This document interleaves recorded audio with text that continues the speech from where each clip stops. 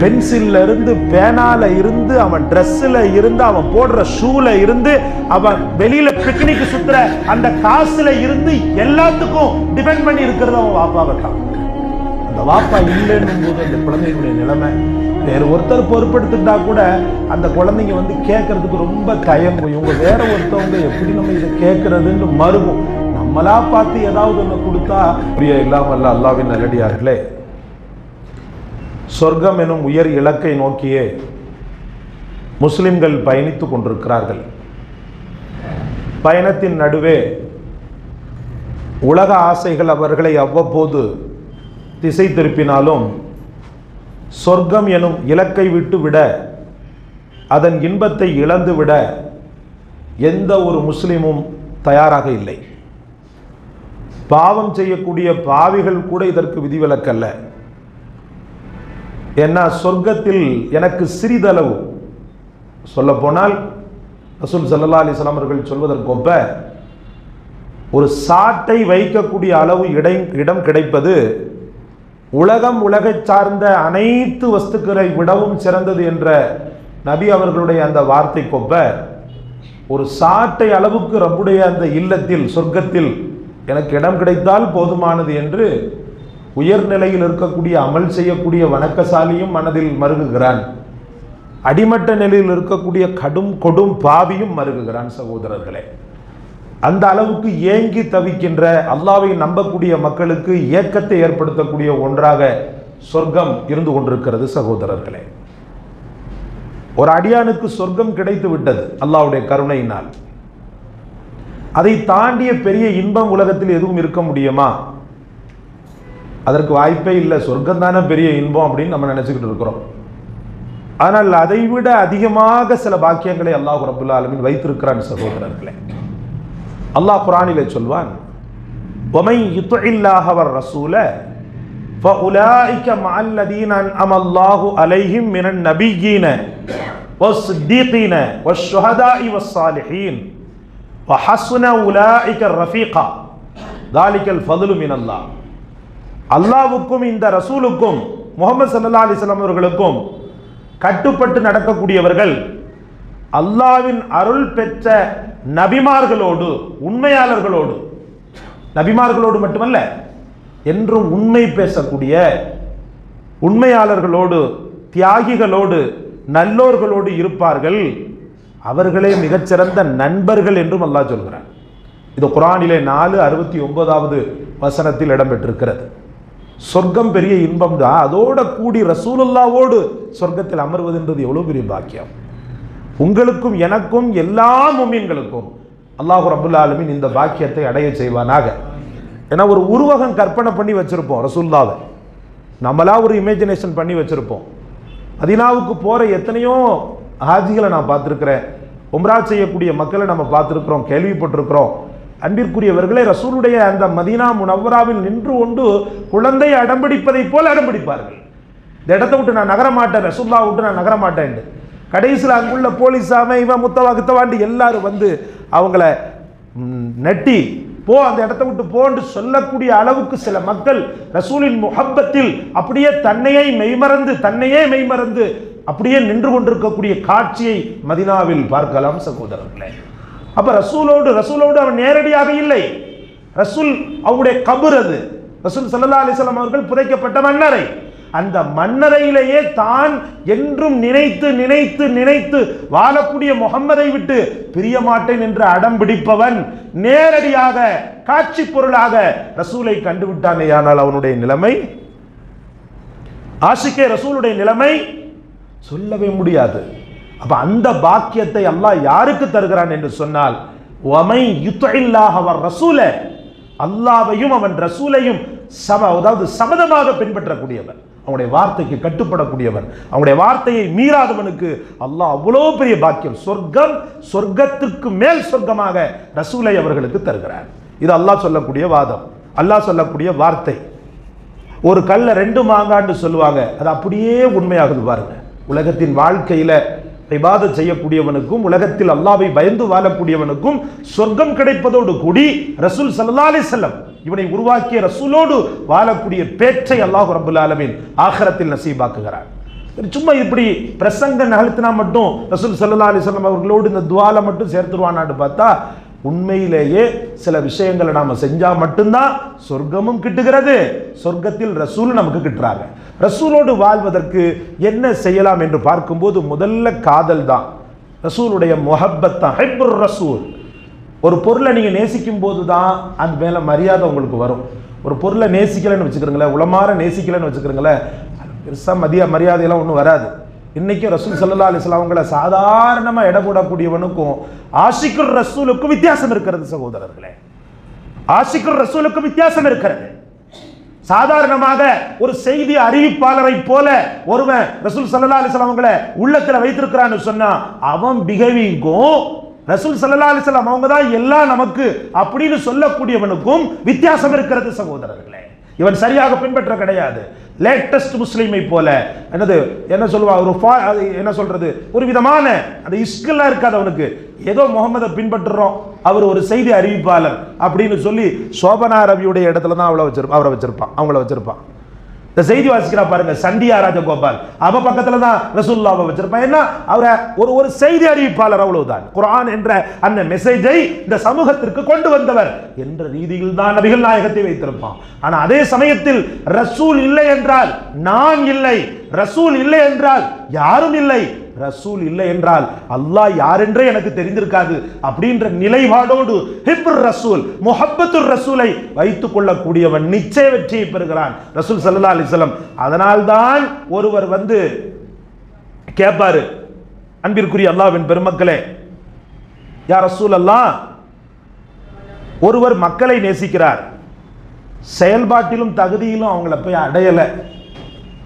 ஏன்னா பார்க்கிறாரு தான் ஒரு ஆக அடிமட்ட ஏழை, ஹஜ்ஜி செய்துட்டு வந்து முசாபாத் செய்கிறார் ஒருத்தர், அவரை பார்க்குறாரு, சே இந்த கால் எங்கே போயிட்டு வந்திருக்குது, அல்லாஹ்வுடைய காபாவில் நின்ற தொழுத கால்கள் அல்லவா, இந்த கால்கள் வேறு எங்கு போயிட்டு வந்திருக்குது, நபிகள் நாயகம் ஸல்லல்லாஹு அலைஹி வஸல்லம் அவர்கள் துயில் புரிந்து ஆட்சி செய்யக்கூடிய மதீனாவுக்கு போயிட்டு வந்திருக்கிறது அல்லவா, இந்த கண்கள் எங்கே பார்த்திருக்கிறது, அல்லாஹ்வுடைய இறை இல்லம் கஅபத்துஷ் ஷரீஃபை பார்த்திருக்கிறது அல்லவா, இந்த கண்கள் எண்ணற்ற சஹாபாக்கள் அடங்கிய அந்த பூப்புனித இடத்தை பார்த்திருக்கிறது அல்லவா என்று ஒரு ஹாஜியை பார்க்கும் போது இந்த ஏழையின் உள்ளத்தில் ஆர்ப்பரிக்கின்ற ஆனந்தம், இந்த வறியவனின் உள்ளத்தில் தனக்கும் அப்படிப்பட்ட ஒரு வாய்ப்பு கிடைக்காதா என்ற ஒரு ஆதங்கம், அப்படி ஒரு சூழ்நிலையில் வர்றார் அவர்.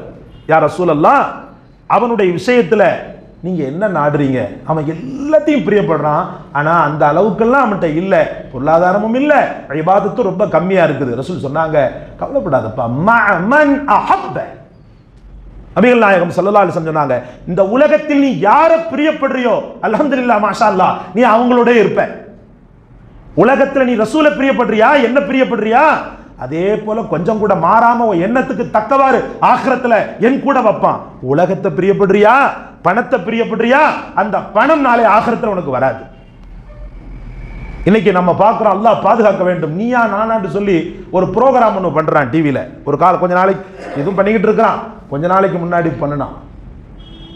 அப்ப புர்கா போட்ட ஒரு கேடி, லேடின்னு சொல்ல மாட்டேன் நான், புர்கா போட்ட ஒரு கேடி என்ன சொல்றா தெரியுமா, இவன் கேட்குறான், அந்த நெறியாளர் கேட்குறான், நீங்க எதிர்காலத்தில் எப்படிப்பட்ட ஹஸ்பண்டை கல்யாணம் பண்ணணும்னு சொல்லி விரும்புறீங்க அப்படின்னு கேட்கும்போது அந்த புர்கா போட்ட கேடி சொல்லுது, ஒருத்தங்க ஒவ்வொரு மாதிரி சொல்றாங்க, என் கணவர் என்ன காதல் பண்ணக்கூடியவராக இருக்கணும், அப்படி இருக்கணும், இப்படி இருக்கணும், அப்படி இப்படின்னு ஒவ்வொருத்தரா சொல்லிக்கிட்டு இருக்கிறாங்க.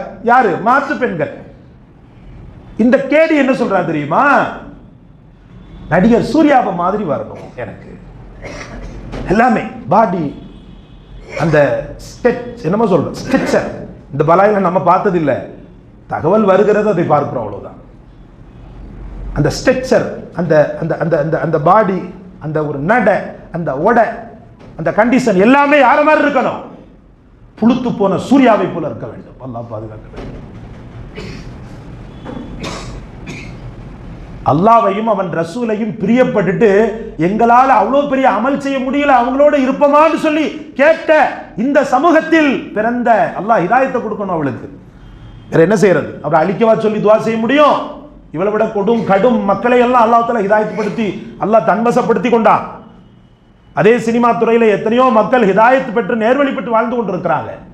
அதனால அவளுக்கு அல்லாஹ் ஹிதாயத்தை கொடுக்கட்டும், மனமாற்றத்தை கொடுக்கட்டும். இப்படி நிறைய பெண்கள் வானில் மின்னுகின்ற நட்சத்திரத்தை போல பளிச்சு பளிச்சென்று மின்னுவதெல்லாம் பொண்ணு அப்படின்னு நினைச்சிட்டு போய் ஏமாறக்கூடிய மக்கள் அல்லாஹ் பாதுகாப்பானாக.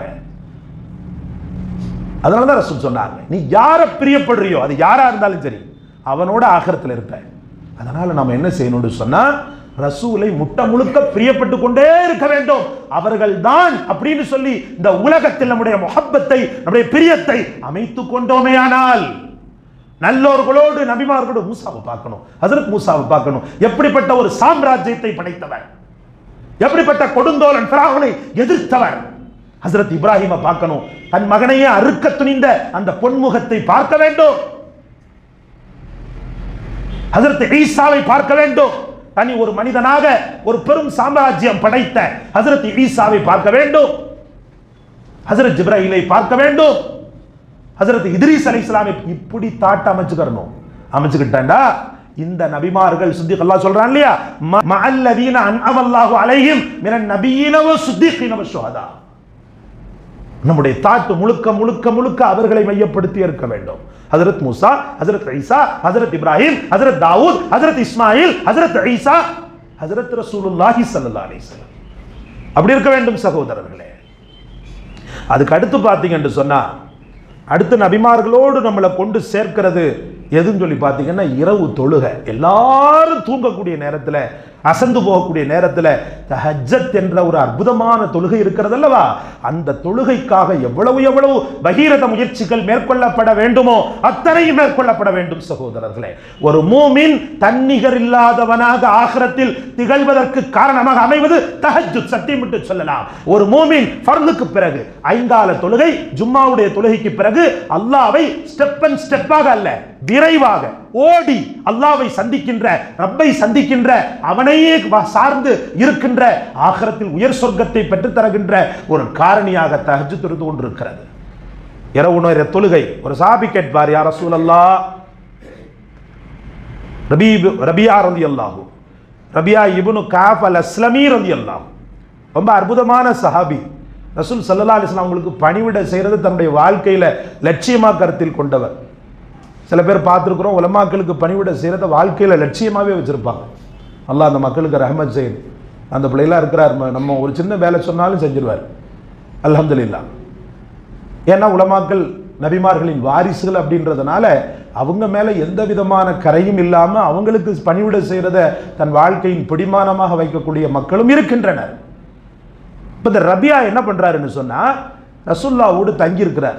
அப்போ என்ன செய்கிறாருண்டா, ரசூலுல்லாஹ் இரவு தொழுகைக்கு எந்திப்பாங்களே, அப்போ இயற்கை தேவைக்காக நீண்ட தூரம் போய் அங்கே போய் தண்ணி இன்னிலாம் எடுத்துக்கிட்டு அதுக்கப்புறமா உதவி செஞ்சுட்டு வரணுமே, நாமளே தண்ணி எடுத்து கொடுத்துட்டா என்ன அப்படின்னு சொல்லி நீண்ட தூரம் போய், அப்பமெல்லாம் என்ன, இப்போ சுவிட்ச் போட்டால் தண்ணி வருது நமக்கு, அப்பமெல்லாம் எங்கேயோ இருக்கும், அதுவும் பாலைவன பூமியில் எங்கேயோ ஒரு அத்தார காட்டுக்குள்ளே தண்ணி இருக்கும். அந்த தண்ணியை நைட்டு பாராமல் பகல் பாராமல் ஊற்று தண்ணியை எடுத்துகிட்டு வந்து என்ன செய்வாங்க, பயன்படுத்தி கொள்வாங்க. அந்த தண்ணீரை எடுத்துகிட்டு வந்து ரசூலுல்லாஹ் வைக்கிறார். பெரிய அளவுக்கு தியாகம் பண்ணி கஷ்டப்பட்டு எடுத்துட்டு வந்து வைக்கிறார். வைத்த உடனே பெருமானார் ஸல்லல்லாஹு அலைஹி வஸல்லம் அதை பார்க்குறாங்க, அந்த பிள்ளையும் பார்க்குறாங்க, அதையும் பார்க்குறாங்க. யார் ரபியா, இங்கு வான்னு சொல்லி கூப்பிடுறாங்க. அவர் வர்றார். வந்த உடனே கேட்குறாங்க, என்கிட்ட ஏதாவது ஒன்று கேள், நான் நிச்சயமாக உனக்கு தருகிறேன். அவர் ரசூலுல்லாஹ் என்ன நினைச்சாங்க, சரி ஒரு திருகம், ஒரு 100 திருகம் கொடுங்க, என் வாழ்க்கையில் கஷ்டமாக இருக்குது அப்படின்னு சொல்லுவாங்க. சில பேர் பார்த்தீங்கன்னா, நம்ம என்ன தேவைன்னு சொல்லி கேட்டால் என்ன செய்வாங்க, ஒரு 10 லட்ச ரூபா கொடு, ஒரு 10,000 ரூபா கொடு, நம்ம பேசுவோம். ரொம்ப முகப்பத்தாக இருக்கிறியா, ஒரு 10,000 ரூபா கூட அப்படின்னுவோம், நம்ம வாயில தான் வரும்.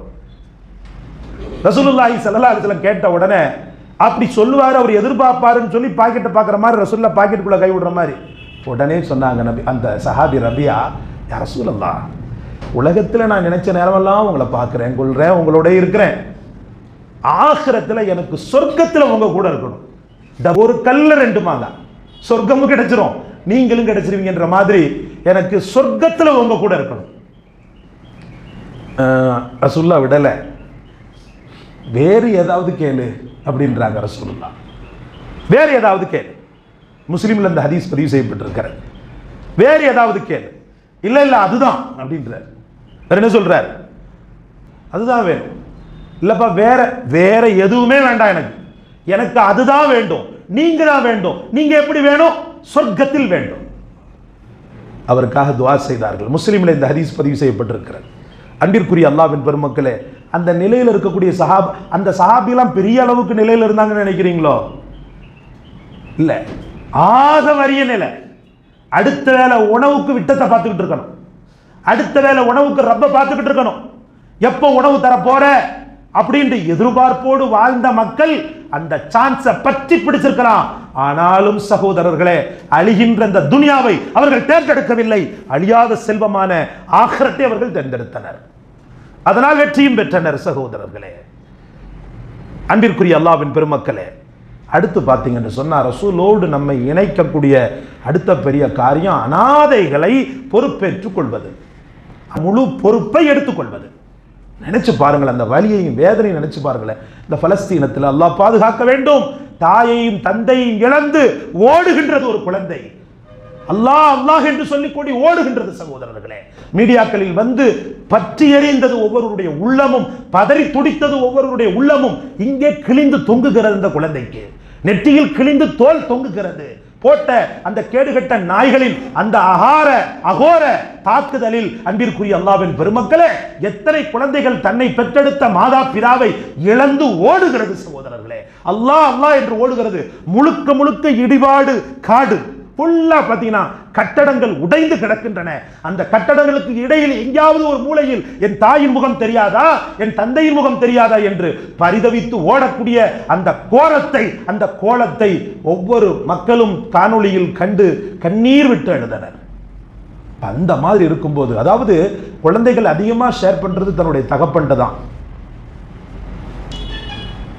பென்சில்ல இருந்து, பேனால இருந்து, அவன் ட்ரெஸ்ல இருந்து, அவன் போடுற ஷூல இருந்து, அவன் வெளியில பிக்னிக் சுத்துற அந்த காசுல இருந்து எல்லாத்துக்கும் டிபெண்ட் பண்ணி இருக்கிறது அவன் வாப்பாவை தான். அந்த வாப்பா இல்லைன்னும் போது அந்த குழந்தைகளுடைய நிலைமை, வேறு ஒருத்தர் பொறுப்பெடுத்துட்டா கூட அந்த குழந்தைங்க வந்து கேட்கறதுக்கு ரொம்ப தயங்கும். இவங்க வேற ஒருத்தவங்க எப்படி நம்ம இதை கேட்கறதுன்னு மறுகும். நம்மளா பார்த்து ஏதாவது ஒன்று கொடுத்தா அதை வாங்கிக்கிறோமே ஒழிய, ஒரு தந்தையிட்ட கேட்கக்கூடிய அந்த உரிமையும், ஒரு தந்தையிட்ட வெளிப்படையாக அது பேசக்கூடிய அந்த சுதந்திரமும் இன்னொரு நபருக்கு இருக்குமா என்றால் நிச்சயமாக கிடையாது.